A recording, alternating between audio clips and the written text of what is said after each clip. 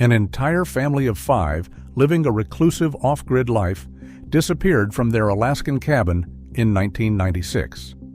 For 10 years, the official story held that they had met with a tragic accident in the vast wilderness, leaving their case frozen in time.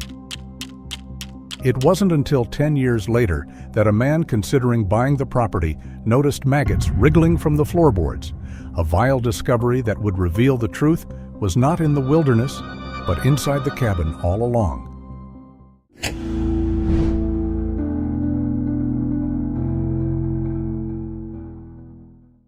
The track leading into the deep interior of the Alaskan wilderness in late October 1996 was less a road and more a suggestion of passage.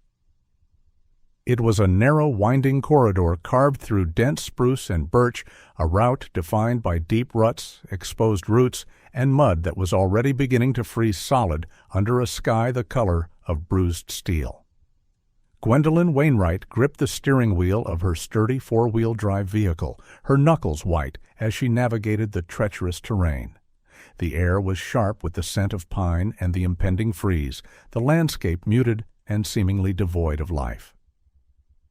Gwendolyn was making her final trip of the season to the homestead of her son, Bastian Pasternak.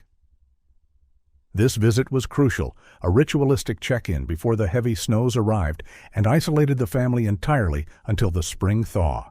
Bastian, 37, his wife Vesper, 34, and their 3 children, Isadora, 10, Zara, 8, and Bram, 6, lived an existence entirely disconnected from the grid. Their life was defined by the rhythms of the wilderness, centered around a rustic, self-built cabin of stone and wood, miles from the nearest settlement. As Gwendolyn rounded the final bend and entered the familiar clearing, the first thing that struck her was the silence. It wasn't the peaceful quiet of the deep woods, but an unsettling absence of activity. There was no smoke curling from the chimney, no sound of children playing, no sign of Bastian chopping wood or working outside. The cabin stood solitary against the backdrop of the forest, looking less like a home and more like an abandoned structure. She parked her vehicle and stepped out, her boots crunching on the frost-hardened earth. The outdoor fire pit, usually the center of activity, was cold, filled with nothing but charred logs and gray ash. She called out their names, her voice sounding small and brittle in the vastness of the clearing. There was no response. The silence felt heavy, oppressive. A sense of unease began to settle over her as she approached the cabin. The front door was unlocked, which wasn't entirely unusual. The Pasternaks had no neighbors and little fear of intruders in this remote location. Inside, the cabin presented a confusing tableau. It appeared orderly, almost too orderly.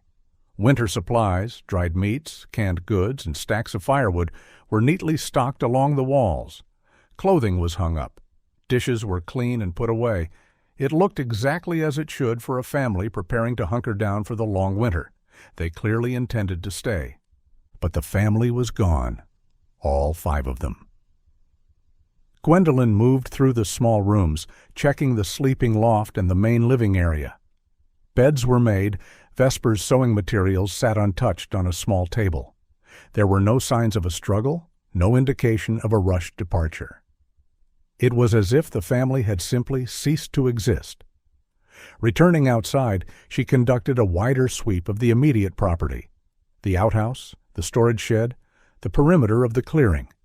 It was then she confirmed the most critical detail: the family's heavy-duty truck, their only motorized link to the outside world, and the only vehicle capable of reliably navigating the treacherous track out of the wilderness, was missing.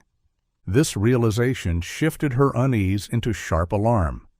Without the truck, they could not have gone far, yet they were nowhere on the property. There was no note left behind on the kitchen table, no communication explaining where they might have gone or why. After a frantic hour searching the immediate woods, calling until her voice was hoarse, Gwendolyn realized she needed help. The isolation that her son cherished now felt like a threat. She forced herself back into her vehicle and began the long, arduous journey back toward the nearest settlement. The drive was a blur of anxiety and disbelief. Upon reaching civilization, she immediately contacted the Alaska State Troopers.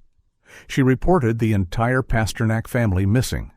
When asked for identification, she provided the troopers with a recent photograph. It showed the family of 5, smiling warmly in front of their cabin. Bastian stood tall in a plaid flannel shirt and wide-brimmed hat.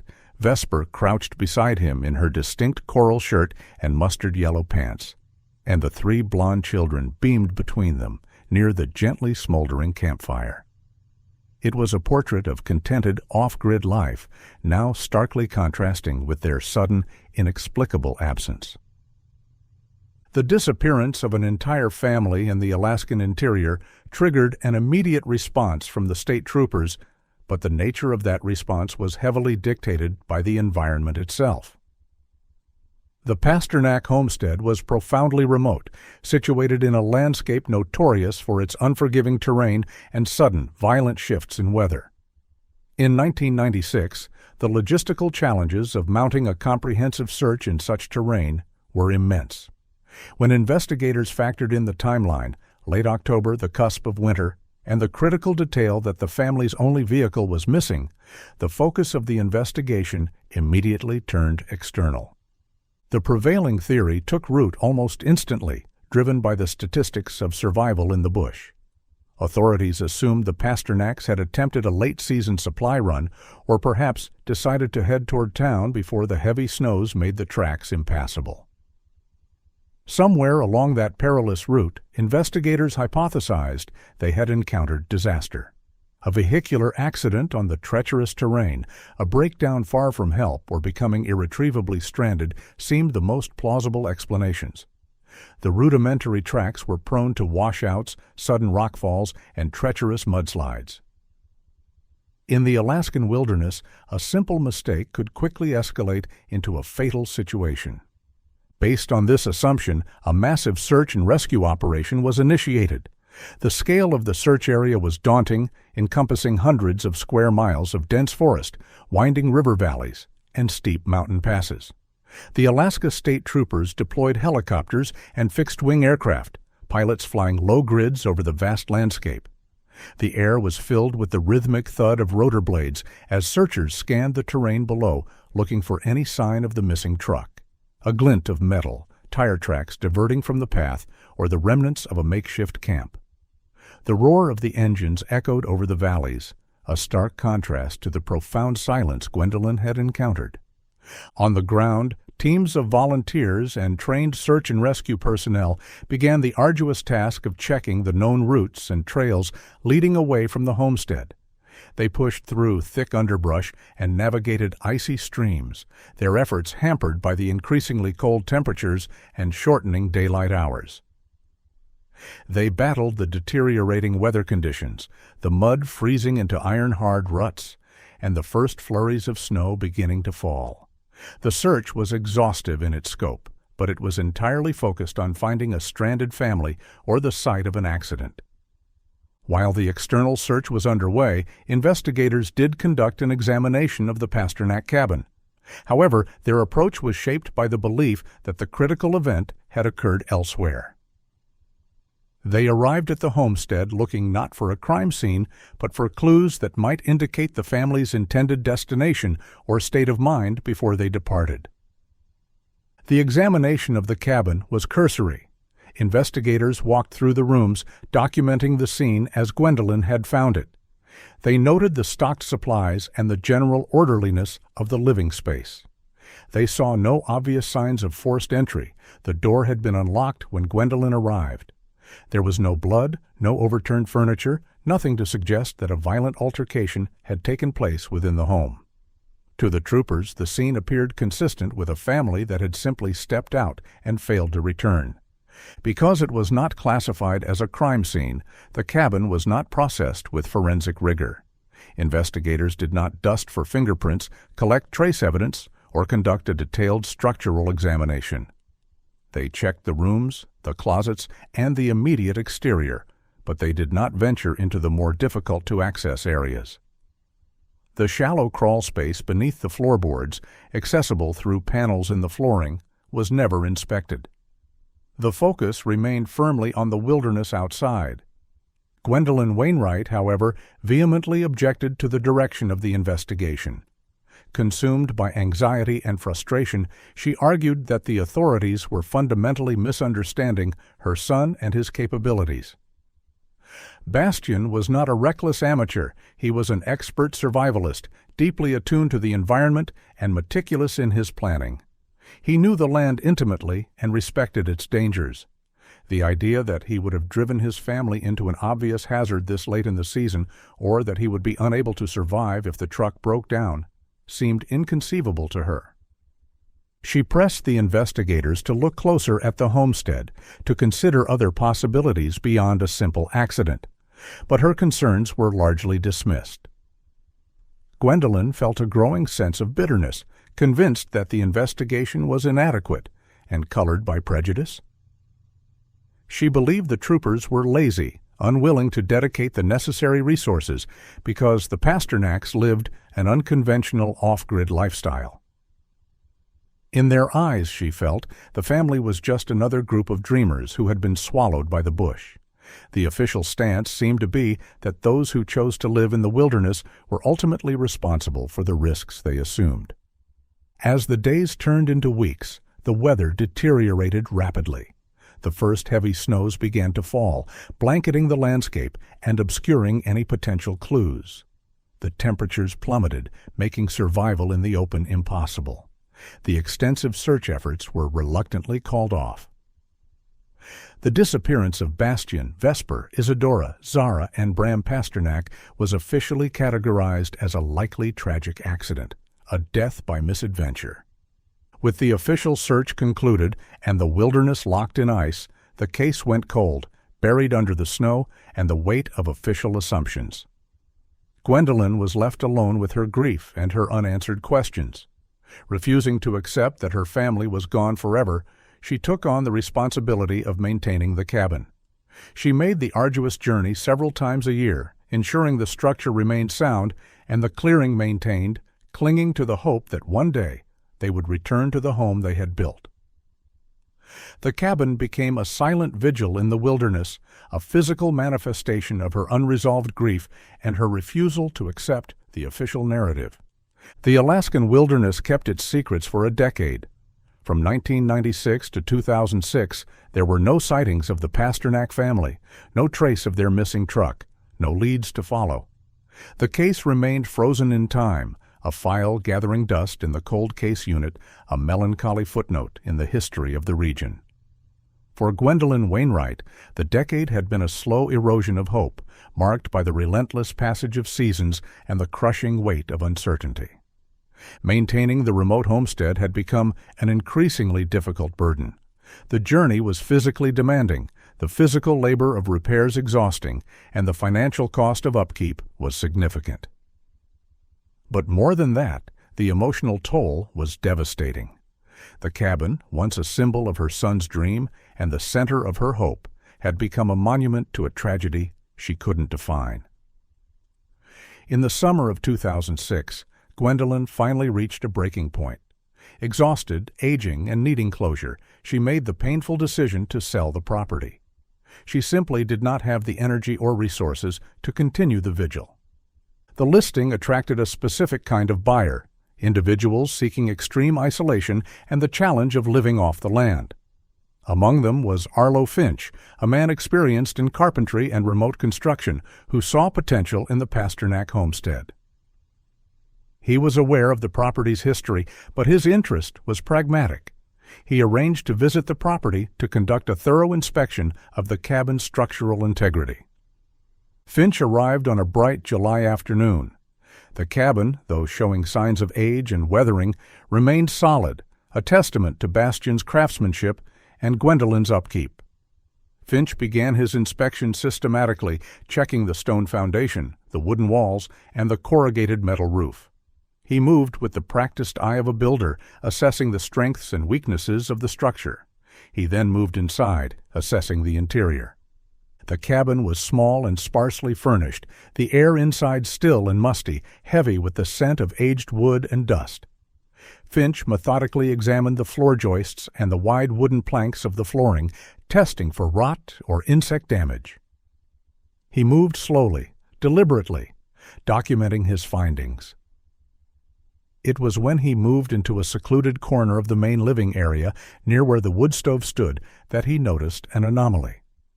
The flooring in this corner appeared slightly warped, the planks uneven, subtly different from the surrounding boards. There was a localized area of dark grime accumulated near the baseboard, which Finch initially attributed to water damage, mold, or years of accumulated dirt. He knelt down to get a closer look, running his hand over the rough surface of the wood, testing its resilience. As he shifted his weight, his eye caught a flicker of movement. Near the seam between the floor and the wall, a small white form wriggled against the dark wood. He leaned in closer, his focus narrowing. It was a single maggot. Finch paused, frowning. The presence of maggots inside a dwelling usually indicated decay, something decomposing nearby. He assumed a small animal, a mouse or a squirrel, had perhaps gotten trapped in the wall or under the floor and died. It was an unpleasant discovery, but not uncommon in rustic cabins. He decided to investigate the source to assess the extent of any potential damage. The planks in the corner were loose, designed to allow access to the crawl space below. Finch retrieved a pry bar from his toolkit and positioned it under the edge of the warped board. He applied pressure, and the old wood groaned in protest as the nails pulled free. The sound was sharp in the silence of the cabin. He lifted the plank, which was heavier than he expected. As he pulled the board up and looked at the underside, the sight was visceral, a stark contrast to the orderly appearance of the cabin interior. It was coated in a thick layer of dark, damp-looking, decomposing matter. Clinging to the grime were several more maggots, clustered together in the decaying substance. The moment the plank was removed, the atmosphere in the cabin shifted dramatically. A faint, unusual odor began to waft up from the opening, a sickly, sweet scent underlying the mustiness of the crawl space, a cloying odor that Finch recognized instinctively. It was the smell of decomposition. Finch took the plank he had removed and held it up to the light, examining the infestation. The grime wasn't just dirt or mold, it was the residue of decay. He used a thin wooden stick he had in his pack to point at the maggots, assessing the extent of the damage to the wood. The image was stark, the weathered hands holding the grimy plank, the stick pointing toward the evidence of decomposition. He knew then that this was not a small animal. Concerned that he had uncovered something far more significant than a dead rodent, Finch peered into the opening in the floor. The crawl space was shallow and dark, the earth below uneven. The space was barely 2 feet high, cluttered with dust and debris. He retrieved a high-powered flashlight from his pack and shone the beam into the darkness. The light cut through the gloom, illuminating the cramped space beneath the cabin. At first, he saw only dirt and the rough underside of the floor joists. But as he swept the beam toward the corner, the light fell upon something that didn't belong. It was partially concealed in the shadows, wrapped in what looked like old blankets or tarps. But the shape was unmistakable. Finch felt a jolt of adrenaline and a sickening realization. The beam of the flashlight illuminated a human hand, the flesh desiccated and mummified. Further along, the shape resolved into the contours of a human torso and legs. Tucked into the farthest reaches of the crawl space were human remains. Finch recoiled from the opening, his heart pounding. He stumbled back, dropping the flashlight, and rushed out of the cabin, gasping for fresh air. The silence of the cabin suddenly felt heavy and sinister. He quickly gathered his tools and left the cabin, securing the door behind him. He drove directly to the nearest Alaska State Trooper station, the journey a blur of adrenaline and horror, and reported his gruesome discovery. The report mobilized an immediate response. Authorities descended on the remote homestead, this time treating it not as a missing persons location, but as a crime scene. A forensic team was dispatched to recover the remains. The cabin, overlooked a decade earlier, was now the focal point of a major investigation. The recovery process was delicate and grueling. The confined space of the crawl space made extraction difficult. The team had to remove several more sections of the flooring to access the body. When the remains were finally brought out into the daylight, it was clear they had been there for a significant amount of time. The cold climate of the Alaskan interior, particularly the consistently low temperatures in the insulated crawl space beneath the cabin, had significantly slowed the process of decomposition.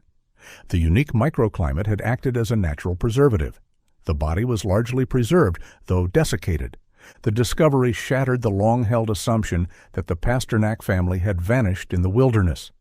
The mystery had turned inward, focused now on the cabin itself. The remains were transported to the state medical examiner's office for autopsy and identification. Through the comparison of dental records, the authorities confirmed the identity of the body. It was Vesper Pasternak. The mother of the missing family had been found, concealed beneath the floor of her own home. The critical questions now were: where were Bastian and the 3 children, and who was responsible for Vesper's death? The discovery of Vesper Pasternak's remains beneath the cabin floor instantly transformed the decade-old mystery into a homicide investigation. The narrative of a tragic accident, which had dictated the official response in 1996, evaporated. In its place was the grim reality that Vesper had been murdered and deliberately concealed within her own home. The case was officially reopened and assigned to the Alaska State Troopers' Major Crimes Unit, signaling a new level of seriousness and resources dedicated to the investigation. The responsibility for the investigation fell to Detective Daxon Hughes. A seasoned investigator with a reputation for meticulous attention to detail and a deep empathy for victims, Hughes approached the cold case with a sense of urgency that the initial investigation had sorely lacked. As a father himself, he was particularly troubled by the fate of the 3 missing children. He understood the profound implications of the discovery. If the mother was dead, the fate of the father and the children was now cast in a much darker light. The first priority was to determine the cause of Vesper's death. The state medical examiner conducted a detailed autopsy utilizing the advanced forensic technology available in 2006. Despite the passage of 10 years, Vesper Pasternak had died from a single gunshot wound to the chest. The trajectory of the bullet and the nature of the wound indicated a close-range confrontation. The manner of death was unequivocally homicide. While the autopsy was underway, the forensic team continued to process the cabin, meticulously searching the crawl space where Vesper's body had been found. The area was treated as a primary crime scene, every inch of the confined space examined under high-intensity lights. It was during this detailed examination that they made a critical discovery. Concealed near where the body had lain, tucked into a recess in the stone foundation and wrapped in a deteriorating oilcloth, investigators found a firearm. It was a hunting rifle, rusted and corroded from years in the damp environment, but still recognizable. The discovery of the murder weapon at the scene was a major breakthrough, providing a direct link between the victim and the perpetrator. The rifle was immediately transported to the state crime lab for analysis. The implications of this discovery were immediate and profound. Ballistics testing confirmed that the rifle was the weapon used to kill Vesper Pasternak. The trajectory and the impact matched the findings of the autopsy. More significantly, the serial number on the rifle, though partially obscured by rust, was traceable. The weapon was registered to Bastian Pasternak. The evidence seemed to paint a clear and damning picture. Vesper had been murdered in her home, killed with her husband's gun, and concealed beneath the floorboards. Bastian Pasternak and the 3 children, Isadora, Zara, and Bram, were still missing, along with the family truck. The logical conclusion was inescapable. Bastian had murdered his wife, hidden her body, and fled with the children. The focus of the investigation shifted dramatically. Bastian Pasternak, the presumed victim of a wilderness accident, became the prime suspect. The theory shifted from a general mystery to a specific scenario of domestic homicide and abduction. The motivation remained unclear, perhaps a domestic dispute that escalated, the pressures of the isolated lifestyle finally breaking him, or a planned execution. But the evidence strongly suggested Bastian was responsible. Detective Hughes initiated a widespread manhunt for Bastian and the children. The search expanded beyond the Alaskan wilderness, encompassing the entire North American continent. The children, if still alive, would now be young adults. Isadora would be 20, Zara 18, and Bram 16. Hughes disseminated age-progressed images and alerts across the United States and Canada, focusing on communities known for off-grid living or anonymity, places where Bastian might be able to blend in and avoid detection. The search was complicated by the passage of time and the possibility that Bastian might be using aliases. As the manhunt mobilized, Hughes turned his attention to understanding the background of the Pasternak family, looking for any clues that might explain the motive for the murder. He conducted a lengthy interview with Gwendolyn Wainwright. Gwendolyn, devastated by the confirmation of Vesper's death and the suspicion now cast upon her son, vehemently defended Bastian. She insisted he was a devoted husband and father, incapable of such violence. She reiterated her frustration with the initial investigation, arguing that the authorities were once again rushing to judgment, focusing on the easy explanation rather than the complex reality. During the interview, Gwendolyn revealed details about the family's life that had previously been overlooked or deemed irrelevant. She described the challenges they faced living off the grid, but also the deep connection they had to the land. But then she mentioned something specific that caught Hughes's attention, a detail that seemed inconsistent with the narrative of a sudden, violent outburst. She revealed that in the months leading up to the disappearance, her youngest grandson, Bram, had been suffering from unexplained chronic illnesses. The 6-year-old boy had experienced severe lethargy, persistent skin rashes, and debilitating digestive issues. The symptoms were alarming, baffling the family and the local doctors they consulted during their rare trips to town. Gwendolyn explained that Bastian had become intensely focused, almost obsessed with their environment. He was convinced that something in the land or the water was making his son sick. He believed they were being poisoned. She described how Bastian had begun meticulously testing their well water and the soil around the homestead. He had collected samples, conducting rudimentary tests and documenting his findings in detailed notebooks. He was attempting to identify the source of the contamination, convinced that it was the key to saving his son. His behavior, Gwendolyn insisted, was not that of a man descending into madness, but that of a desperate father trying to protect his family from an unseen threat. Hughes listened patiently, noting the details. At this stage of the investigation, the information seemed peripheral, perhaps the paranoid delusions of a man living in extreme isolation, or a desperate mother trying to deflect suspicion from her son.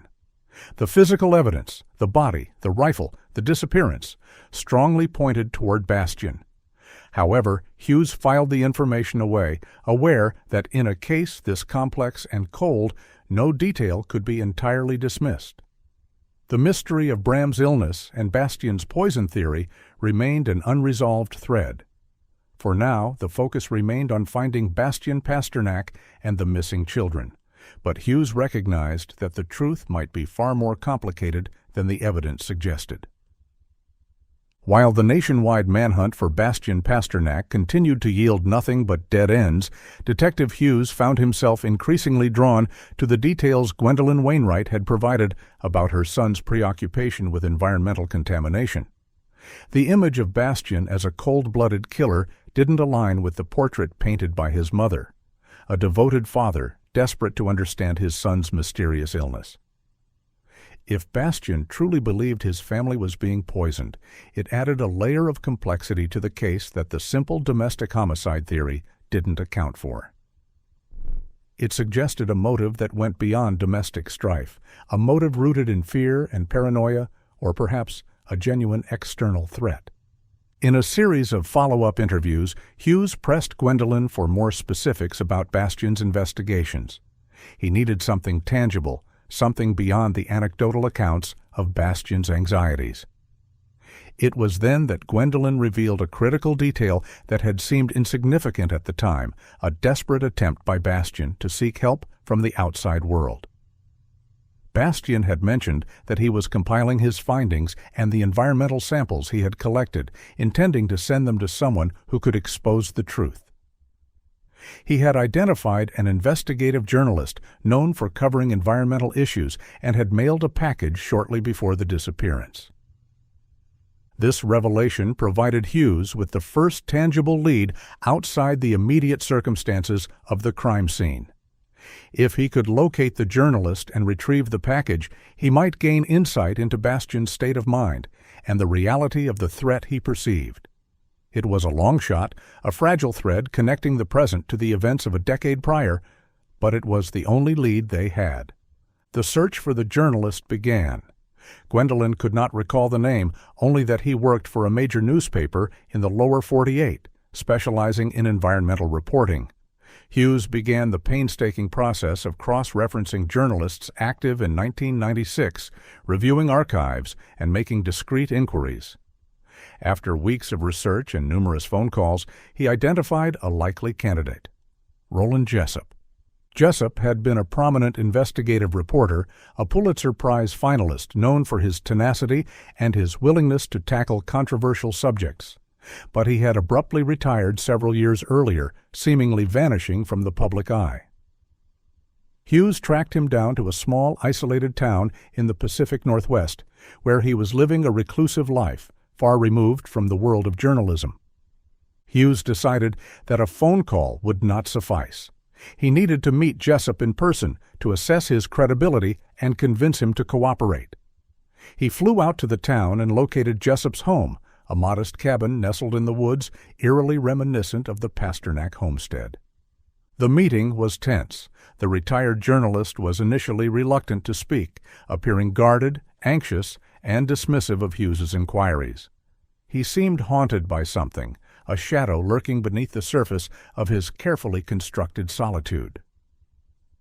But when Hughes explained the circumstances, the discovery of Vesper's body, the missing children, and the mention of the package sent by Bastian Pasternak, Jessup's demeanor changed. The guardedness gave way to a profound sadness and fear. In a tense conversation that lasted several hours, Jessup confirmed that he had indeed received the package in 1996. It contained detailed letters from Bastian describing his son's illness in agonizing detail, his findings regarding the contamination of his land, and samples of water and soil collected from the well and the surrounding area. Jessup had been intrigued by the story. The details provided by Bastian were compelling, suggesting a serious environmental issue. He had begun initial investigations, planning to have the samples analyzed and to travel to Alaska to meet the family. However, shortly after he started making inquiries, the situation turned sinister. Jessup revealed that he had received anonymous, menacing threats. They were not vague warnings, but specific, credible threats against his family. The callers knew details about his life, his children's routines, the schools they attended, and made it clear that if he pursued the story, there would be devastating consequences. The threats were sophisticated, indicating a level of surveillance that terrified him. Terrified, Jessup had immediately dropped the investigation. He never published the story and never contacted Bastian again. The decision had haunted him for a decade, contributing to his early retirement and his retreat from the world. But he couldn't bring himself to destroy the evidence. Secretly, driven by a lingering sense of guilt and professional responsibility, he had retained Bastian's letters and the original samples, storing them in a secure location where they had remained untouched for a decade. Hughes realized the profound implications of Jessup's account. If someone had gone to such lengths to silence the journalist, it suggested that Bastian's claims of poisoning were not paranoid delusions, but a real and dangerous discovery. The conspiracy was larger than he had imagined, involving individuals capable of intimidation and violence. Hughes retrieved the evidence from Jessup. The package was transported under tight security to a specialized laboratory for comprehensive analysis, utilizing the advanced forensic technology available in 2007. The results were alarming. The water and soil samples contained extremely high concentrations of toxic heavy metals, lead, mercury, and arsenic, far exceeding safe levels. But more significantly, the analysis identified the presence of specific chemical compounds, specialized solvents not commonly found in the natural environment. The discovery validated Bastian's claims and shifted the focus of the investigation once again. The Pasternak land was poisoned. The motive for the murder might not be domestic conflict, but an attempt to cover up the contamination to silence the family that had discovered the truth. The laboratory identified the chemicals as types commonly used in industrial extraction processes. Hughes began investigating potential sources of the contamination. The primary suspect was Alaska Petro-X, a major oil and gas extraction company with operations located about 50 miles from the Pasternak homestead. The possibility of illegal dumping, a common practice in remote regions to avoid disposal costs, became the primary focus. Hughes launched an aggressive investigation into the corporation, suspecting negligence and a massive cover-up. The investigation consumed several months, involving subpoenas for records, interviews with employees, and environmental surveys of the company's operations. The corporation was defensive and uncooperative, raising suspicions. The case seemed poised for a breakthrough, pointing toward a classic case of corporate greed and environmental negligence. However, after a thorough and exhaustive investigation, Alaska Petro-X was cleared of wrongdoing. The crucial breakthrough came when the laboratory further refined their analysis of the chemical compounds. They identified the solvents as specialized military-grade chemicals, not typically used in commercial extraction operations. The specific formulation was restricted, used almost exclusively by the military for specialized applications. The hydrological surveys indicated that the contamination pattern was localized to the Pasternak property, not migrating from the company's operations. The investigation hit a dead end. The source of the contamination remained unknown. The realization that the chemicals were specialized military-grade solvents not used in commercial extraction only deepened the mystery. The connection to the military opened up a new, more sinister avenue of investigation. The failure of the corporate lead caused a backlash within the investigation team. Some investigators began to doubt the validity of Gwendolyn's claims and the relevance of the contamination theory. They argued that Gwendolyn, as Bastian's mother, might be protecting him, intentionally misleading the investigation. The suspicion reverted to the original theory. Bastian Pasternak was the killer, and the poisoning claims were either fabricated or irrelevant. Hughes, however, remained convinced that the contamination was the key to the case, even if the source remained elusive. The investigation stalled, caught between conflicting theories and a lack of concrete evidence, the truth seemingly buried as deep as the toxins in the Alaskan soil. By the spring of 2007, the investigation into the Pasternak family disappearance had once again ground to a halt. The promising lead involving Alaska Petro-X had dissolved, leaving Detective Hughes with validated evidence of severe environmental contamination, but no identifiable source. The specialized nature of the military-grade solvents found in the samples remained a puzzling anomaly, a clue that pointed toward something far more complex and organized than simple illegal dumping, yet it led nowhere concrete. The bureaucratic labyrinth surrounding military operations made tracing the source of the chemicals a daunting task, fraught with secrecy and resistance. Pressure mounted on Hughes from his superiors to abandon the environmental angle and refocus the investigation entirely on the manhunt for Bastian Pasternak. The evidence against Bastian, while circumstantial, was compelling. His wife murdered with his gun, concealed in their home, while he and the children remained missing. The prevailing opinion within the department solidified around the belief that the poisoning narrative was a distraction, perhaps even a manifestation of Bastian's own instability, a paranoid delusion that had ultimately driven him to violence. Hughes found himself increasingly isolated, fighting a battle on two fronts, against the unknown perpetrators of the contamination and against the skepticism of his own colleagues. Then a sudden breakthrough occurred that seemed to confirm the dominant theory, providing the definitive closure the department craved. A team of forestry workers, conducting an aerial survey in a remote and rugged area of the wilderness about 80 miles from the Pasternak cabin, reported spotting wreckage at the bottom of a deep ravine.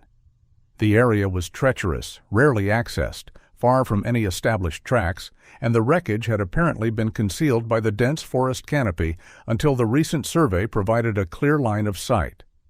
The description of the wreckage matched the Pasternak family truck, the vehicle that had been missing for over a decade. The discovery mobilized a massive response. The location was so remote and the terrain so difficult that a complex retrieval operation was required.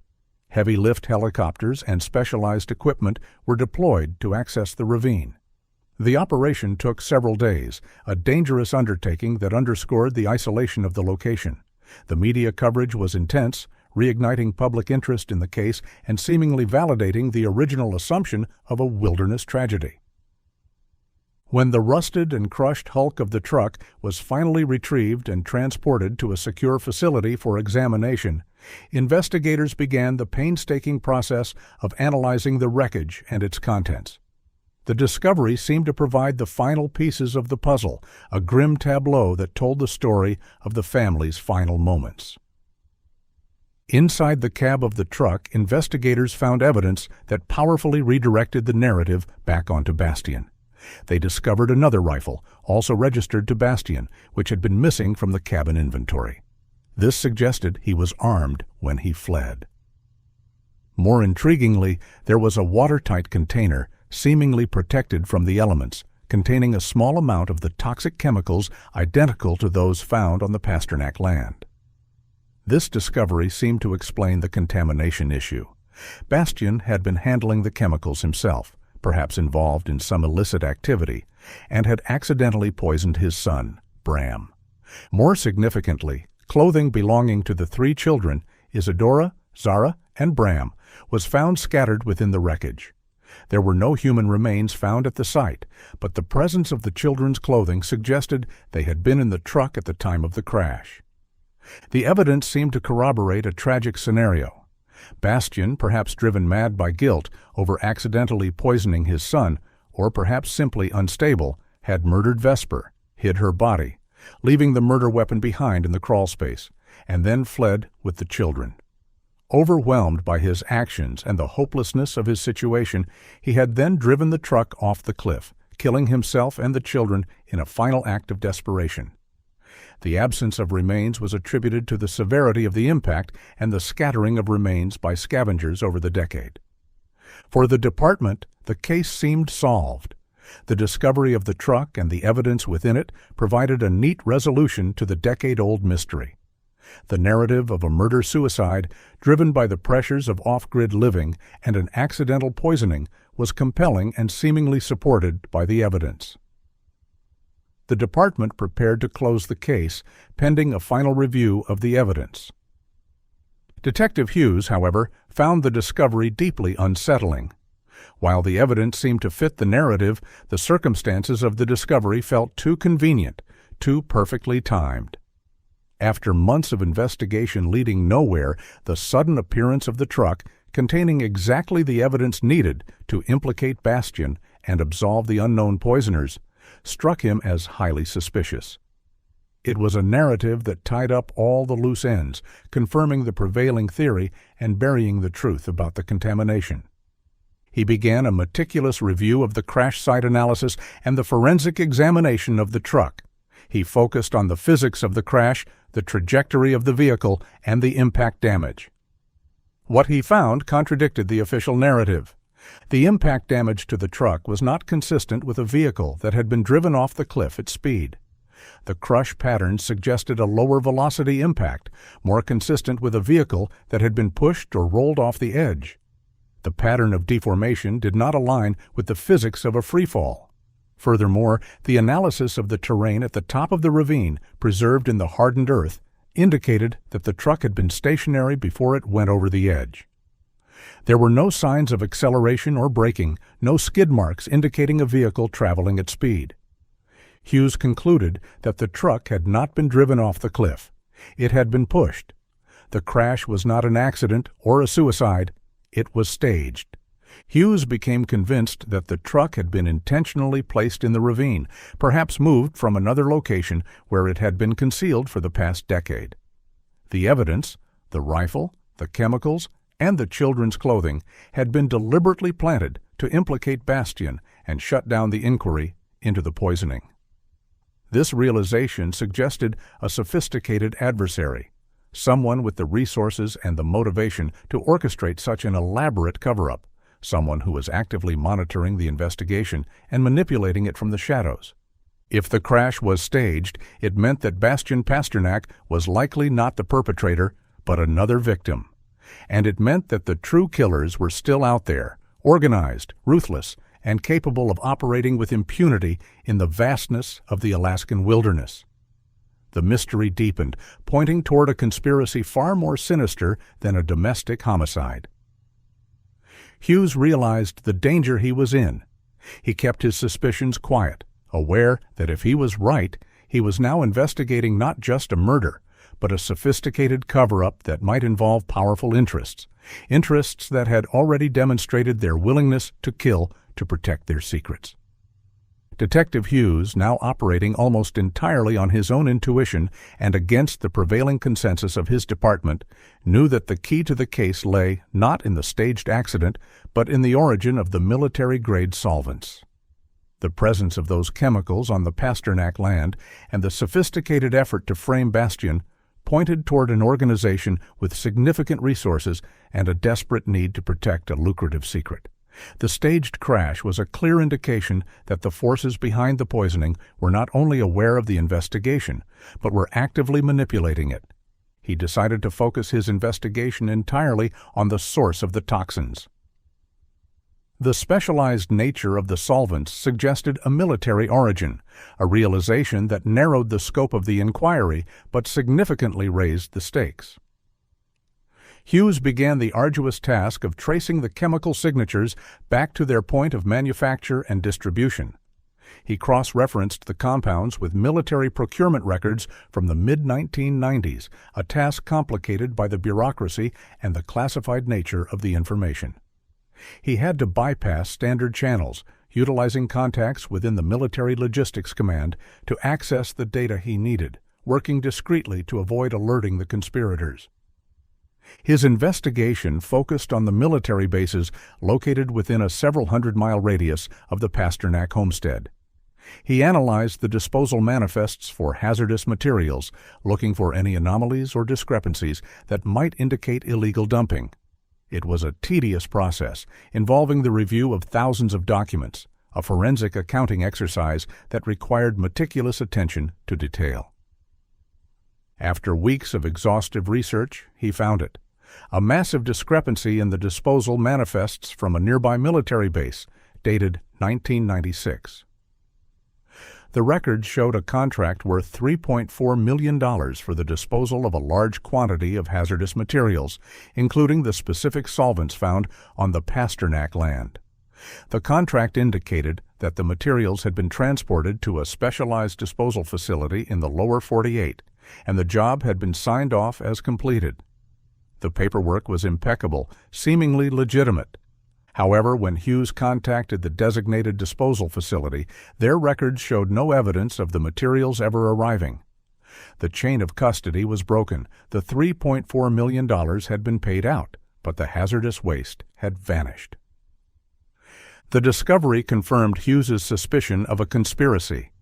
The military waste had been illegally dumped in the Alaskan wilderness, and the $3.4 million disposal fee had been embezzled.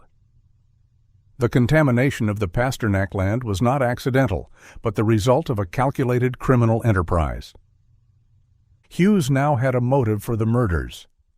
Bastian Pasternak had discovered the illegal dumping operation, and his attempts to expose it, culminating in the package sent to Roland Jessup, had cost him and his family their lives. He focused on identifying the individuals responsible for the embezzlement scheme. He traced the authorization for the disposal contract and the oversight of the operation. He identified the 3 officers who had orchestrated the scheme and pocketed the funds. Colonel Cyrus Broderick, the ringleader of the operation. Major Terran Forrester, the logistics officer who had falsified the manifests. And Captain Ephraim Lynch, who had overseen the physical dumping operation. These were not low-level operatives, but high-ranking officers with significant influence, respected and influential figures within the military and the community. All 3 were still active in the military or had moved into lucrative private sector positions, leveraging their connections and their stolen wealth. Their careers were built on a foundation of corruption and murder. Hughes realized the danger he was in. He was investigating powerful men with a history of violence and the resources to cover their tracks. He began investigating the officers discreetly, gathering evidence of their financial activities and their movements in 1996. He placed them under surveillance, monitoring their communications and looking for any sign of panic. As Hughes began closing in, the conspirators realized that their cover-up was failing. The recent staging of the truck intended to close the case had instead reinvigorated the investigation. They recognized that Detective Hughes was getting dangerously close to the truth. They decided to escalate their efforts, focusing on the person who had kept the case alive for a decade, the person who had initiated the chain of events that now threatened to expose them: Gwendolyn Wainwright. Hughes had been maintaining regular contact with Gwendolyn, updating her on the progress of the investigation and ensuring her safety. When he attempted to contact her one evening to discuss the new developments, she didn't answer. He tried repeatedly over several hours, but the calls went unanswered. A sense of dread settled over him. Gwendolyn always answered his calls. He drove to Gwendolyn's home, a small house on the outskirts of the nearest settlement. When he arrived, he found the front door forced open, the lock shattered. Inside, there were clear signs of a struggle: overturned furniture, scattered belongings, a lamp shattered on the floor. Gwendolyn was gone. She had been kidnapped. The realization galvanized Hughes. The conspiracy was no longer a historical crime. It was an active threat. The conspirators had made a desperate move, attempting to silence the last remaining witness and perhaps use her as leverage against the investigation. He immediately mobilized a tactical response, realizing he had only a narrow window of opportunity to save Gwendolyn. He initiated emergency tracking and financial surveillance on the 3 suspects. He focused on their recent movements, looking for any anomalies that might indicate their location. He tracked their cell phone usage and credit card transactions, looking for any trace of their activity. The surveillance paid off. He tracked Forrester and Lynch to a remote industrial area outside of Anchorage. They had rented a warehouse using a shell corporation, a location isolated and secure, a perfect place to hold a hostage or to carry out an execution. Hughes was convinced this was where they were holding Gwendolyn. He assembled a tactical team, briefing them on the situation. They were dealing with highly trained military personnel, armed and dangerous. The raid had to be executed with precision and speed. The priority was rescuing Gwendolyn unharmed. The team descended on the warehouse in the pre-dawn hours. The area was deserted, the silence broken only by the distant hum of industrial activity. The team established a perimeter, securing the area and cutting off any potential escape routes. The atmosphere was tense, the silence heavy with anticipation.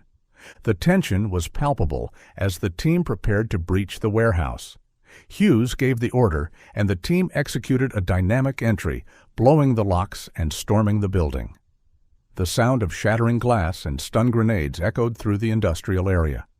The interior of the warehouse was vast and dimly lit, cluttered with crates and machinery. The tactical team moved systematically through the space, their movements swift and coordinated, clearing sections and searching for Gwendolyn and the suspects. Their flashlights cut through the gloom, illuminating the debris-strewn floor. They found them in a small office area at the back of the warehouse. Forrester and Lynch were there, armed and holding Gwendolyn hostage. She was bound and gagged, terrified but alive. The confrontation was intense. The suspects, realizing they were trapped, initially refused to surrender. A tense standoff ensued. Hughes negotiated with the suspects, attempting to de-escalate the situation and secure Gwendolyn's release. But Forrester and Lynch were desperate, their backs against the wall, their careers and their freedom hanging in the balance. The standoff shattered when Forrester made a threatening move toward Gwendolyn. The tactical team responded instantly. A brief, violent confrontation erupted. The team utilized tactical maneuvers to subdue the suspects, neutralizing the threat and securing their arrest. Gwendolyn, though terrified, was physically unharmed. She was rescued and taken to safety. Simultaneously, another tactical team raided the residence of Colonel Broderick. He was arrested without incident, caught completely off guard by the swift and decisive action. The conspiracy had been shattered, the suspects apprehended. The decade-long cover-up was finally unraveling, the truth about the Pasternak family disappearance about to be exposed. With the three conspirators in custody and Gwendolyn Wainwright safe, the investigation moved swiftly toward its conclusion. The evidence against Colonel Broderick, Major Forrester, and Captain Lynch was overwhelming, combining the financial records of the embezzlement scheme with the evidence of the murders and the recent kidnapping. The facade of respectability they had maintained for over a decade crumbled under the weight of their crimes. Under intense interrogation, Captain Ephraim Lynch, the lowest-ranking officer and the most vulnerable to pressure, confessed the entire scheme. His confession detailed the intricate planning and execution of the illegal dumping operation and the subsequent murders. The motive was simple greed, a desire for the $3.4 million disposal fee that superseded any sense of duty or morality. Lynch confirmed that they had illegally dumped the military waste in a remote area of the Alaskan wilderness, choosing a location so isolated that discovery seemed impossible. They didn't realize that the toxic waste would leach into the groundwater, contaminating the Pasternak homestead downstream and poisoning young Bram. But in the fall of 1996, their operation was compromised. Bastian Pasternak, while hunting deep in the woods, stumbled upon their active dumping site. He witnessed them unloading the barrels of hazardous waste, realizing the extent of the illegal operation and the source of his son's illness. The conspirators knew they had to silence him. They captured Bastian on the spot, murdering him in a brutal execution carried out with cold efficiency. They buried his body near the dump site, in a location so remote and contaminated that they believed it would never be found. Despite extensive searches based on Lynch's confession, Bastian's body was later deemed unrecoverable, lost to the vastness of the wilderness and the hazardous conditions at the site. To cover their tracks, they used their military connections to locate Bastian's cabin. They realized that his family would soon realize he was missing, potentially leading investigators to the dump site. They devised a sinister plan to eliminate the entire family and frame Bastian for the murders, ensuring that any investigation would focus on him and not on the contamination of the land. That night, under the cover of darkness, they descended on the Pasternak cabin. They retrieved Bastian's hunting rifle from the home. They confronted Vesper, murdering her with the rifle, a calculated act designed to implicate him. They then hid her body and the weapon in the crawlspace, knowing that the cold environment would preserve the evidence. They abducted the three children, Isadora, Zara, and Bram, witnesses to their mother's murder and the presence of the intruders.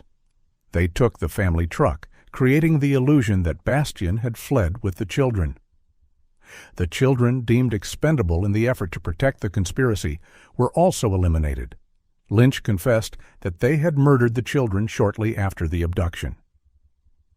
The confession led to the final devastating discovery.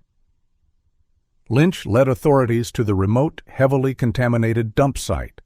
The area was a wasteland, littered with rusted barrels of chemical waste, leaking toxins into the soil and water. The environment was bleak, the vegetation stunted and discolored, a testament to the toxicity of the chemicals that had leached into the soil. Buried in a shallow grave near the hidden barrels, investigators recovered the remains of the 3 Pasternak children. Isadora, Zara, and Bram, victims of a greed-fueled conspiracy, were finally found. The recovery was a somber and emotional event, confirming the horrific fate of the entire family. Colonel Cyrus Broderick, Major Taryn Forrester, and Captain Ephraim Lynch were charged and convicted of the murders and the massive fraud.